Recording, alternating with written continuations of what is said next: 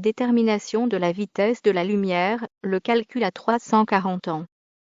Il y a plus de 3 siècles, l'astronome Ole Christensen Hermé déterminait pour la première fois la vitesse de la lumière.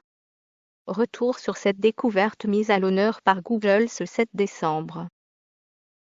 Mis à jour le 7 décembre 2016 à minuit 4, c'était il y a 340 ans. Ole Christensen Hermé, astronome danois de son état, déterminait pour la première fois un calcul permettant de connaître la vitesse de la lumière.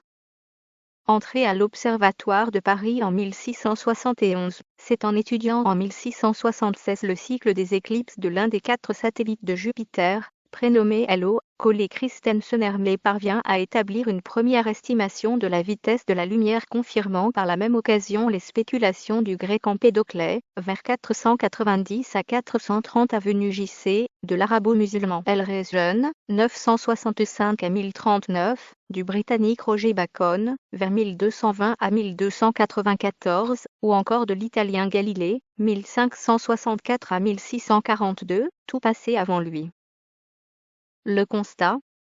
Penché sur les révolutions de Halo autour de Jupiter, Ole Christensen Hermé remarque un décalage dans le temps entre 40 révolutions, durée mise par le satellite pour faire un tour autour de la planète. Note de la rédaction, réalisée lors d'une quadrature de Jupiter avec la Terre, soit lorsque les deux astres présentent un écart angulaire dans le ciel de 90 degrés, et les 40 révolutions réalisées quand les deux planètes sont au plus proches.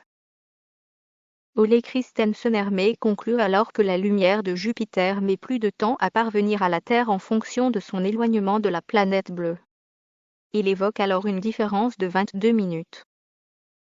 Ole Christensen Hermé en vient même à prédire en septembre 1676 que pour la réapparition de Hello, passé derrière Jupiter, le retard sera de 10 minutes par rapport à la table établie par l'astronome français Jacques Cassini. Ainsi, il fallait 11 minutes pour que la lumière parcourt le rayon de l'orbite terrestre. Un rayon encore mal connu à cette époque. On sait aujourd'hui que la valeur exacte est de 8 minutes et 19 secondes.